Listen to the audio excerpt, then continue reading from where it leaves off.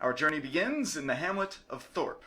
A remote outpost town, Thorpe is not on many merchant routes, but is a gathering place for those who seek fame and fortune outside its stone walls. Any and all who seek adventure are welcome. Hey everybody, Catnip here. Gonna do my first episode of my campaign diary. June 2017 is when this campaign started, and I'm just kind of making my own diary here and seeing which exercises helped me, what I learned throughout every session. I already learned a lot. I'll also do a TLDR at the end of the video, and I'll put that in the link below just to get to the very end if you want to hear like 30 seconds of me talking instead of 30 minutes. So if you want to skip to the end, I do not blame you. So first thing we're going to do is meet the characters. So I have 3 players in my campaign, all of varying skill levels and experience levels. The first, Norman McCann, played by my buddy Dave, is a down-on-his-luck, blue-collar brawler. He's got a sick daughter back home, and he's in Thorpe trying to find his fortune and a cure. As you'll find out later, he will do anything to save his daughter and has already taken some pretty drastic steps to do so. Drogo, played by my friend Dan, first-time player. Drogo is a charming, hedonistic Halfling Rogue. Despite his unquenchable thirst for pleasure, Drogo the Wanderer is a master of stealth and secrets, and he's the man you call when you need something done quickly and quietly. And our third player, also played by a man named Dan, is Grondle Twostones, Dwarf Cleric. Shunned by his peers in the mountains, he has come to Thorpe to spread the good word of Austri, the god of goodness and earth, to anyone who will listen. Now we'll get to the story. Norman, Drogo, and Grondle were sitting in the Silhouette Alehouse, the local seedy establishment.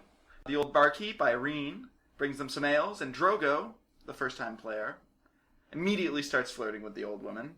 Classic charisma rogue, love it. Once he's buttered her up a bit, Drogo asks about quests in the area, and Irene points them towards the bounty board in the center of the tavern, but Drogo leans in and says, "Okay, Irene, you know what I want. Something a little more clandestine, a little more, off the beaten path. We don't want to be competing with all these other folks." So, Irene says, "Okay, great.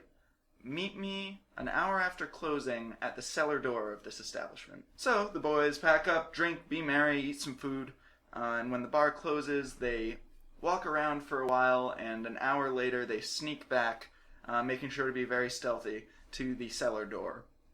The cellar door is opened by Irene's son, who is also the bouncer. His name is Jimbo. Jimbo opens the door to them, and what they see is a fight club.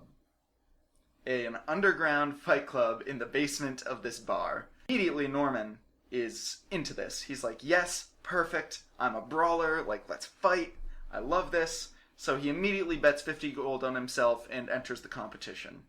So the first contest is between Norman and Thap Twen, a poor, toothless poet with one pierced ear and a paralyzing fear of bugbears. Not much of a fighter, Thap was hoping he'd get lucky and have to fight a relative weakling in the first round. Instead, he got Norman. It did not take very long for Norman to subdue Thap and earn some winnings. Of course, everyone in the party reinvested gold for the final match. This time, Norman would have to fight a real fighter. Someone strong, tough, manly. As a matter of fact, his name was Man Brandy Savage. Oh yeah! Original character. After a lot of grappling and dick punching and attempted pile drivers, Norman swings and catches Manly Man square on the jaw, which knocked his sunglasses off. When this happens, Manly Man loses his shit. It's enough to get me to the boiling point! He goes into a rage. He charges Norman. He starts beating him with everything he has, and almost takes Norman out. But with the charge, and with the rage, his AC is low enough that Norman lands a couple of very solid punches and brings down the Manly Man himself. The party is given their Winnings and Irene comes up to them saying, "Hey, you guys did great back there. You guys are really strong. I actually have something for you. If you want to meet my son Jimbo out in the graveyard in the morning, he's going to be talking to the gravedigger, Seth. And you should join him and see if there's anything you can do." They go home, they go to sleep, they wake up, and they go down to the graveyard where they meet Jimbo and Seth. Seth is an interesting character. He is very sketchy, very seedy, greasy black hair, always digging graves, loves digging graves. He loves his job. I wish I loved my job as much as Seth loves his job. He's a follower of Pharasma, who is the god of death, constantly building a tower of death. So, or to death, whatever preposition you want to use. Seth tells them that 2 days' ride to the north, there's an ornate staircase in the middle of the woods. It's said that long ago there was a battle in those woods, and a wizard, knowing the battle to be lost, created the stairs, and at the top a portal to another world, through which he escaped, and left his men to die. This cowardly soul must be retrieved and given a place in Pharasma's grand tower of death, Seth tells the party. Seth also hands them a scroll and says, You may need this. It's doubtful that this wizard is still alive in his human form, and mundane weapons may not help you. This will make him vulnerable for a short time. So, the party decides, great, cool, let's do it. But we should probably get a scout that knows the area. So they go back into town, they find the best damn scout there is, Turga, and after giving her a significant sum, she agrees to lead them. Because they hired Turga, they don't run into anything in the woods. She takes them right to the location, perfectly, very well done. 2 days later, there they are, at the foot of the stairs, in the middle of the woods, as the sun is setting. Turga gets very creeped out, immediately leaves, and the party ascends the stairs.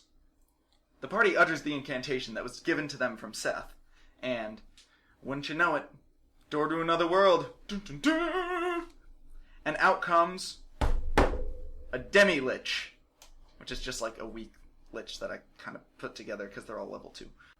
So the party immediately pops the scroll, making it so that he is susceptible to knives, hammers, that sort of thing, and they just start wailing on this lich as much as they can. They hear some rustling, and they turn around and they see that the lich has summoned zombies at the foot of the stairs. It's the soldiers that had died in that battle. So now they have to fight on both sides. They decide, well, to hell with it, let's just take the lich out and worry about the zombies later. So they're just still concentrating on the lich, hammering away.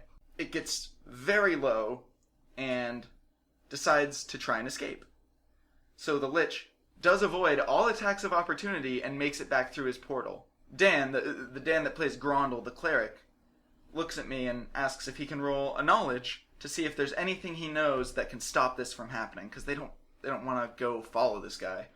I say sure. He rolls a nat 20.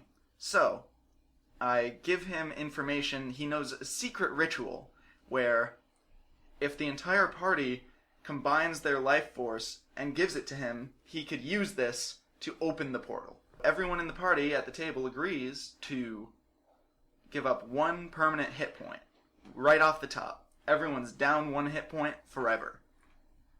And they use that to pull the lich out for 1 more round. Grondle Twostones, with his giant dwarven warhammer, whoosh, smashes the lich's head in. Defeating the lich, they turn around and they see the other zombies, who are now bowing to them and thanking them for freeing their souls as they crumble into ash. So the party camps there for the night and leaves in the morning. On the way back, I rolled a 1 on a D100 for the encounter. So, they encounter 2 skeletons discussing finding the kid. One is tall and lanky, wearing knight's armor and a red scarf. The other, short and wide, wearing a hoodie, basketball shorts, and sneakers. You know where this is going? I bet you do, if you know what I'm talking about. Yeah.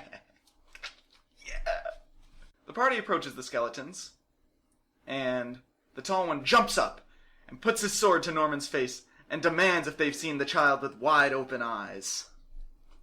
Unfortunately for the mighty Tahoma, the tall skeleton, Norman doesn't exactly take kindly to swords in his face, and punches the skeleton in the mouth. That's where we wrapped our first session. I'll give you a couple of my takeaways. One that helped a lot was that I rolled in the I used the Pathfinder Gamemastery guide, and there's a section in here for rolling NPCs.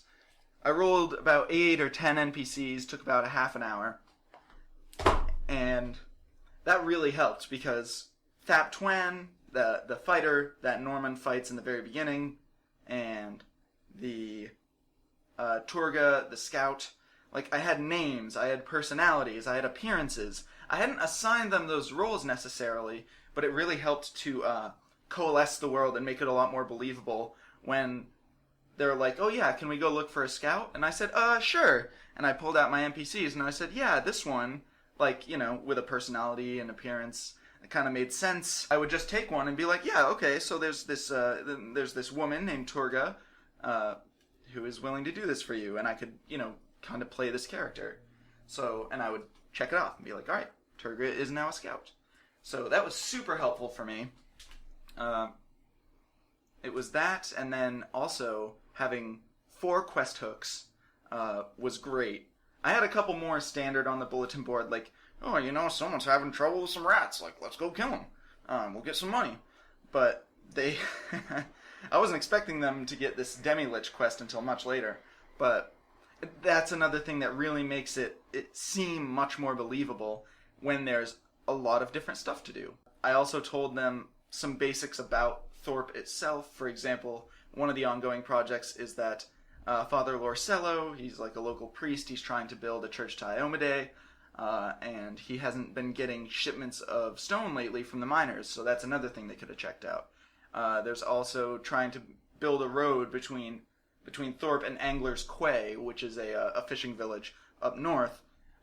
So that's an ongoing project that they could have gone and checked out. So all of those have different like quest hooks, and they knew about those because they've been in Thorpe for a while, so it was easy for them to just kind of, you know, do whatever came naturally. Oh yeah, and the Fight Club was totally off the top of my head, but the new player was rolling so damn well on those charisma checks with Irene, and it was actually really fun because I was able to introduce some characters I wanted to do, like Man Brandy Savage, love it, and I actually didn't expect Norman to win. He was level 4, Manly Man was, to Norman's 2, but it was still fantastic.